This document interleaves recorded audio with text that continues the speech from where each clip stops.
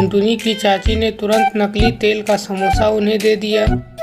यह सब टुनटुनी देख रही थी। उसको नकली तेल का सामान खाने की आदत नहीं थी, जिससे वह तुरंत ही बीमार पड़ गया। उसकी तबीयत बहुत ज़्यादा बिगड़ती गई। उसके बाद उसे हॉस्पिटल ले जाया गया। डॉक्टर ने भी बहुत प्रयास किया पर उसे बचा नहीं पाए और उसकी मृत्यु हो गई। यह सब देख टुनटुनी की चाची बहुत डर गई और वह टुनटुनी से मदद मांगने के लिए चली गई। देखो टुनटुनी, जब तुम छोटी सी थी तभी से मैं तुम्हारी देख रेख कर रही हूँ।